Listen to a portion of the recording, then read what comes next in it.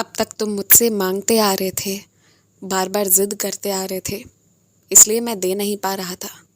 अब जब तुमने छोड़ दिया है कुछ भी कहना, पूछना, सुनना, तो अब मैं देना चाह रहा हूँ। क्योंकि पता है तुमने छोड़ा ही मेरे विश्वास पर है कि अब चाहे अच्छा हो या बुरा मेरे बाबा देख लेंगे। तो अच्छा या बुरा जो भी, पर तुमने मेरे रास्ते को स्वीकार कर लिया, और यही तो मुझे चाहिए होता है। केवल मात्र इतना ही समर्पण कि जो भी हो अब बाबा करेंगे, जैसा भी करेंगे बाबा करेंगे। इस विश्वास पर छोड़ देना, बस ठीक यही बात, इसी बात का तो मुझे इंतज़ार होता है। एक बार तुम ये कहकर देख लो और फिर सब कुछ भूल जाओ। मैं सब ला कर दूंगा, एक एक बात याद रहेगी तुम्हें। तुमने प्रार्थना की थी और कैसे चक्री घूमी और कैसे सब कुछ हुआ है। और तुम चिंता मत करो, तुम्हारे हक को कोई छीनने की कोशिश करेगा ना, तो वो वहाँ तक अब पहुँच ही नहीं पाएगा। मैंने पहले ही कुछ रास्ते रोक दिए हैं, और कुछ रास्ते मैंने सिर्फ इसलिए छोड़े हैं ना, क्योंकि एक बार मैं भी उन लोगों की परीक्षा लेना चाहता हूँ कि तुमने जिन लोगों को आज तक इतना कुछ किया, क्या वो ज़रा भी तुम्हारे लिए वफ़ादार हैं या नहीं। मैं उन बच्चों को भी परखना चाहता हूँ कि क्या वो मेरे संस्कार पर चल रहे हैं या बस यूं ही झूठी मूठी मेरी नाम लेते हैं। इसलिए तुम छोड़ दो, जैसे अब तक छोड़ा था वैसे ही आगे भी छोड़ दो। मैं सब संभाल लूँगा। मुझे पता है कभी कभी तुम बहुत कुछ करना चाहते हो, व्रत करना चाहते हो, त्याग करना चाहते हो, सच्चरित्र पढ़ना चाहते हो, लेकिन हो कुछ भी नहीं पाता है। क्योंकि कभी कभी ना सिर्फ मुझे अपने मन में रखते हो, वही मेरे लिए काफ़ी होता है, और उसी में सब कुछ दे देना चाहता हूँ। जहाँ बात कुछ बहुत गंभीर हो ना, तभी मैं तुमसे पाठ करवाता हूँ, या फिर जहाँ तुम्हारे मन के लिए, तुम्हारी शांति के लिए पाठ ज़रूरी है तो करवाता हूँ, वरना नहीं। और एक बात का ध्यान रखो, कुछ लोग इतने प्यारे हैं ना कि तुम जो कहते हो ना, तुम्हारी एक एक बात मानते हैं, एक एक बात।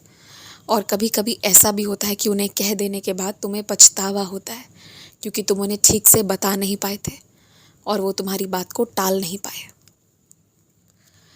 तो इसलिए ना, उन लोगों से कुछ भी कहने के पहले सोच कर बोलो।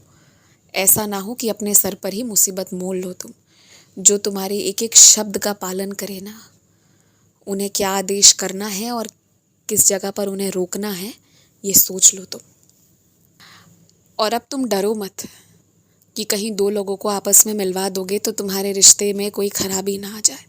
बिल्कुल मत डरो, अब आगे बढ़ो। अब तो गुरु कृपा है तुम पर। अब डर गए तो फिर क्या फ़ायदा इतने आशीर्वाद का। अब तो हर तरफ से आशीर्वाद ही आशीर्वाद तुम्हें मिल रहा है। यदि तुम कुछ करना भी चाहते हो ना, कोई सत्संग, कोई संध्या, कोई पूजा पाठ, तो पहले ना उस तरह के कार्यक्रम में शामिल होना शुरू करो। पहले वहाँ क्या कैसे होता है ये देखना शुरू करो।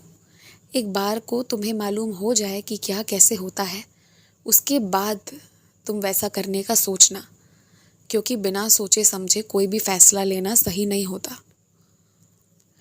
और हाँ, हर ईश्वर, हर गुरु की अपनी अपनी कुछ विधि होती है। कोई गलत नहीं है, सब सही है, बस सबने अलग अलग मार्ग चुन रखा है वहाँ तक पहुँचाने का। तो ना, जब तक ठीक से समझ नहीं लो तब तक किसी भी चीज़ की शुरुआत मत करो।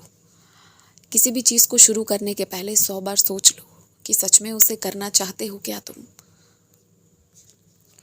और अब जाकर ना तुम्हारी बड़ी बड़ी समस्याओं का समाधान होगा। जब तक अपनी बात को कहोगे नहीं ना, सामने वाले समझना बंद कर देंगे।